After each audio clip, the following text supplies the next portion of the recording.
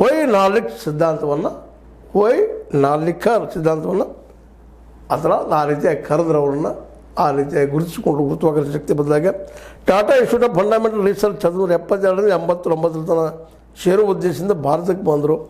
1988 ವಿಶ್ವವಿದ್ಯಾಲಯ ಅನುದಾನವು ಇವರ inter university centre for astronomy and astrophysics ಸಂಸ್ಥಾಪಕರನ್ನ ಇವ್ರು ನೇಮಿಸ್ತು. ಅಲ್ಲಿ ಕೆಲಸ ಮಾಡಿದ್ರು, ಭಾಳಷ್ಟು ವರ್ಕನ್ನು ಮಾಡಿದ್ದಾರೆ. ಇವರು ಸಹ ಭಾಳ ದೊಡ್ಡ ಏನಪ್ಪ ಅಂತಂದ್ರೆ ಗೌರವವನ್ನು ನಮ್ಮ ಭಾರತ ಸರ್ಕಾರ ಕೊಡೋದ.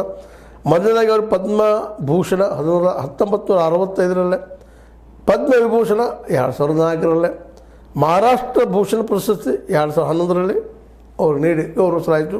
ಜೊತೆಗೆ ಅವರ ಆತ್ಮಚರಿತ್ರೆ ಪುಸ್ತಕ ಮರಾಠಿಯಲ್ಲಿ ಅದ. 2014 ಪ್ರಾದೇಶಿಕ ಭಾಷೆ ವಿಭಾಗದಲ್ಲಿ ಕೇಂದ್ರ ಸಾಹಿತ್ಯ ಅಕಾಡೆಮಿ ಪ್ರಶಸ್ತಿಯು ಸಿಕ್ತು. ಅದಕ್ಕೆ 2021 ನಡೆದ 94ನೇ ಅಖಿಲ ಭಾರತೀಯ ಮರಾಠಿ ಸಾಹಿತ್ಯ ಸಮ್ಮೇಳನದ ಅಧ್ಯಕ್ಷರು ಕೂಡ ವಹಿಸಿದರು.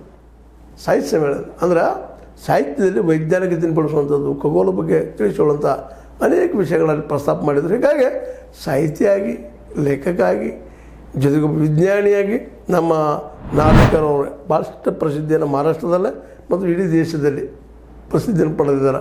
ಹೀಗೆ ಇವರಿಬ್ಬರು ಇವತ್ತು ಏಕಾಏಕಿಯನ್ನು ಮಾಡಲಿಕ್ಕೆ ಇವತ್ತಿಲ್ಲ.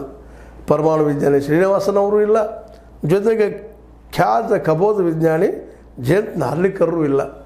ಏಕಾಲಕ್ಕೆ ಇಬ್ಬರನ್ನು ಬಿಟ್ಟು ಹೋಗಿದ್ದಾರೆ. ಆದರೆ ವಿಜ್ಞಾನ ಲೋಕಕ್ಕೆ ಇವರು ಕೊಟ್ಟಂಥ ಕೊಡುಗೆ, ಒಬ್ಬರು ಅಣು ವಿಜ್ಞಾನಕ್ಕೆ ಭಾಳ ದೊಡ್ಡ ಕೊಡುಗೆಯನ್ನು ಕೊಟ್ಟಿದ್ದಾರೆ. ಅದಕ್ಕೆ ಇಡೀ ಜೀವನವನ್ನು ಸಮರ್ಪಿಸಿದ್ದಾರೆ.